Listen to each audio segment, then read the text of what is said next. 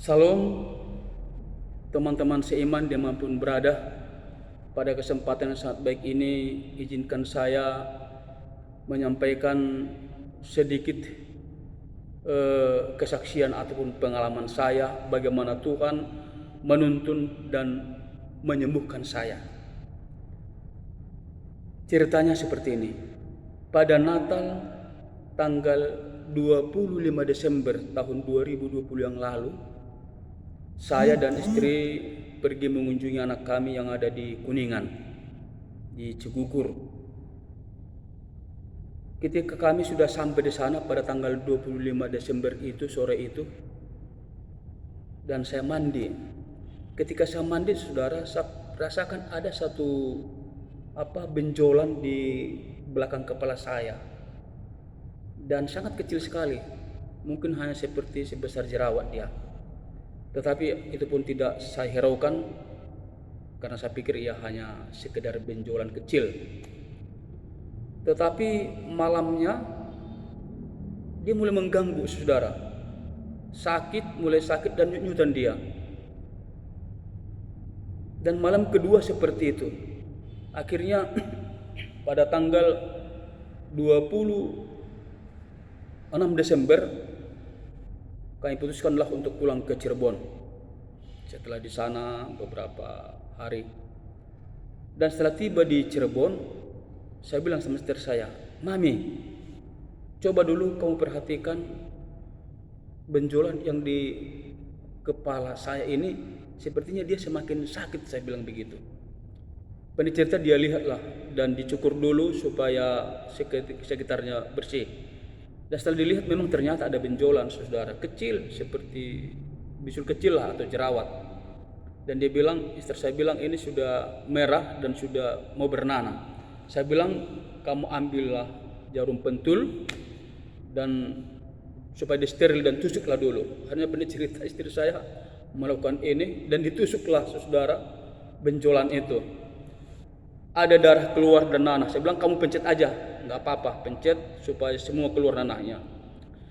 Tetapi entah kenapa, saudara-saudara, malamnya semakin sakit dia, sakit dan nyutan terus, sehingga pada malam hari itu saya tidak bisa tidur hingga tanggal 27, 28 semakin sakit, bahkan dia bengkak. Dalam kurun waktu 2 hari itu dia bengkak, saudara-saudara, dia bengkak. Akhirnya pada tanggal 28 malamnya atau sorenya saya pergi ke dokter langganan kami, ke dokter Eko. Saya bilang, "Pak dokter, tolonglah kasihkan dulu obat kepada saya karena di belakang sini perasanya ada benjolan begitu." Langsung diperiksa, oh ini nggak apa-apa, ada bisul, tapi tidak masalah. Diberikanlah kepada saya resep dan juga obat oles atau obat salep, saudara, pada tanggal 28 malam itu. Tetapi entah kenapa obat tersebut tidak mempan. Akhirnya pada malam hari itu saya justru semakin sakit, bahkan saya sampai tidak bisa tidur, makan pun tidak bisa, tidak selera apa-apa. Tanggal 28 itu sampai tanggal 29 sampai tanggal 30 obatnya habis, tidak berpengaruh apa-apa. Harus saya pergi ke dokter.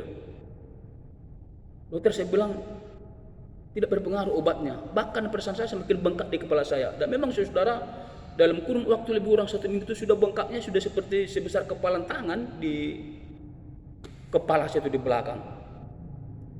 Akhirnya dikasihlah obat, tetapi juga tidak membantu obat yang kedua kali aku pergi ke dokter ini. Pada tanggal 31 Desember tahun 2020 itu saya kontaklah pendeta kami, Pendeta Santo. Pak Pendeta, saya sakit seperti ini, di kepala saya ada bengkak, saya bilang begitu. Jadi maksudnya bagaimana, Pak? Saya mau berobat ini, saya bilang. Tapi tunggulah saya cari dulu dokter selain daripada dokter langganan kami, saya bilang. Saya cari.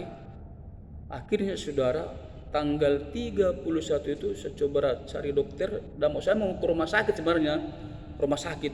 Tetapi saya pikir karena ini adalah hari libur, paling nanti saya ditaruhnya di UGD dan dokter ahlinya belum datang atau yang mengobati, bisa jadi apa? Bisa saya jadi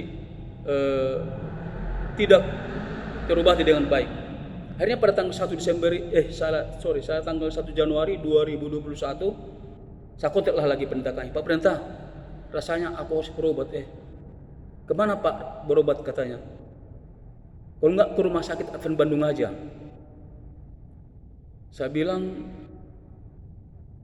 bisa juga. Hari saya cari mobil saya cari mobil, angkutan ke sana, tidak ada. Semuanya pada penuh, tidak ada bisa lagi. Dan saya coba cari teman-teman yang punya mobil, bisa dirental, tapi tidak ada. Akhirnya saudara-saudara, entah kenapa saya berdoa kepada Tuhan, tolong tunjukkanlah yang terbaik bagi saya saat ini. Saya ke Bandung, saya berobat ke rumah sakit Bandung. Dan kebetulan ada satu keluarga warga Manado, mobilnya di standby, atau mobil anaknya sebenarnya mobil itu. Dan dikontak dan dia ada di rumah. Dan dicerita, saya berangkatlah dengan anak dari Pak Manalo ini, namanya Niko Manalo. Dibawalah saya ke Bandung dan ke rumah sakit Advent Bandung. Saudara, setelah tiba di sana, saya ditangani langsung. Luar biasa rumah sakit Bandung. Terima kasih rumah sakit Bandung telah memberikan pelayanan terbaik bagi saya pada saat itu. Tetapi saudara-saudara, perasaan saya semakin besar dan memang udah bengkak banget nih di belakang nih. Sudah sakit sekali, tidak bisa makan, tidak bisa tidur. Tetapi tak kenapa di rumah sakit Bandung saya diberikan obat, diberi pelayanan sangat luar biasa sehingga saya bisa tenang dan bisa makan. Dan saya dirujuk ke dokter, salah satu dokter perempuan yang sangat luar biasa, Dokter Vita. Setelah diobservasi saudara-saudara pada tanggal 2 Januari itu, di saat bergembira merayakan tahun baru, tetapi saya harus di rumah sakit Advent Bandung. Setelah saya diobservasi, diputuskan bahwa tanggal 3 atau besok harus dioperasi. Saudara, pencerita tanggal 3 Januari 2021 saya dioperasi, masuk ruang operasi. Dan setelah keluar dari operasi dan perasaan saya memang enak. Tetapi permasalahan yang lain timbul. Karena kenapa? Karena pengobatan ini untuk mengeluarkan semua nanah-nanah ataupun nanah yang ada di kepala saya ini harus dia memakai kain kasa. Kain kasa ini harus dimasukkan lebih kurang 1 meter saudara, bahkan lebih 1,5 meter untuk, kata dokter, untuk menghabiskan nanah-nanah yang ada di ruang atau di rongga operasi bisul tersebut. Itulah yang dilakukan oleh istri saya ketika pulang tanggal 4 Januari dari Bandung pulang ke Cirebon. Itulah yang dilakukan istri saya untuk mengobati saya yang luar biasa. Saudaraku, setiap kain kasa tersebut diambil sangat sakit sekali saudara, sangat sakit sekali. Kain kasa diperban, diambil sakit sekali. Dan setelah juga memasukkan kembali kain kasa itu sangat sakit sekali karena dia harus direndam dengan alkohol dan sangat sekali, perih sekali saudara. Sehingga pernah saya bilang saudara, udahlah enggak usah diobati lagi. Tetapi setelah saya bilang kalau ini tidak diobati maka nanti akan membusuk dia. Maka dengan rasa yang sangat sukar, perasaan yang sangat luar biasa sakitnya, harus saya jalani saudara perawatannya di rumah oleh istri saya. Untungnya memang istri saya sangat rajin sekali dia, sehingga dia memberikan perawatan yang sangat luar biasa. Begitulah terus saban pagi dan sore harus diganti perban ini untuk apa? Untuk menyembuhkannya, dan di samping obat yang diberikan oleh rumah sakit Advent kepada saya. Permasalahan sudah timbul adalah bahwa kami harus mengadakan kontrol setiap sekali seminggu ke rumah sakit Advent Bandung. Permasalahan adalah ketika kita bersandar saudara, terantuk dia sangat sakit sekali dan sangat sakit sekali. Dan saya selalu berdoa kepada Tuhan, biarlah kiranya selama saya di mobil ini saya bisa tidur nyenyak dan tiba di Bandung dengan baik. Itulah doa saya setiap pergi ke Bandung.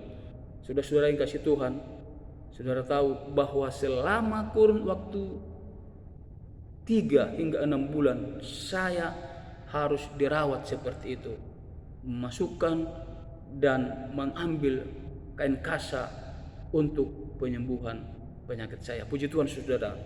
Saudara, puji Tuhan bahwa pengobatan itu bisa berjalan dengan baik.